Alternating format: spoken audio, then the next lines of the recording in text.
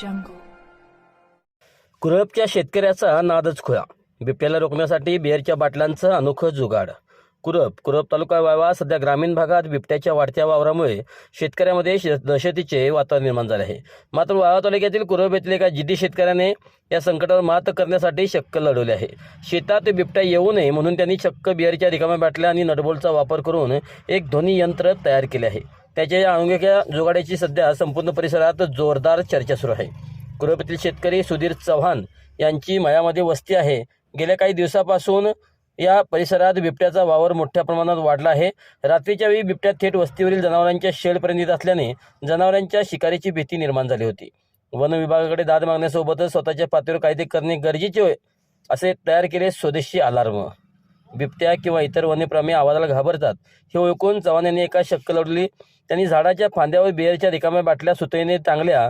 त्या बाटल्यांच्या आत नटबोल्ट आणि प्लॅस्टिकच्या बाटल्यांचे तुकडे अशा प्रकारे अडकवले की वाऱ्याचा मंद झुळकणाने ते खोळखोळ असा आवाज येतो.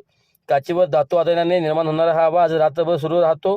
या प्रयोगाचा फायदा असा झाला की रात्रीच्या शांततेत या बाटल्यांचा सतत आवाज येत राहिल्याने बिबट्याला तिथे माणसाची चाहूल किंवा काहीतरी हालचाल असल्याचा भास होतो.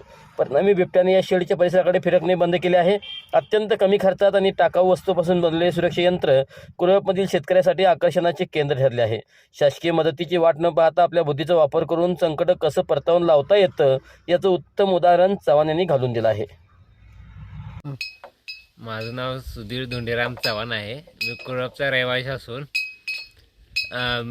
आमच्या परिसरामध्ये बिबट्याचा वावर जास्त असल्यामुळे जनावरे, त्यानंतर बारकी रडके, वासरे, कुत्री खात आहे. त्यामुळे आम्ही काय केले, जुगाड एक केले.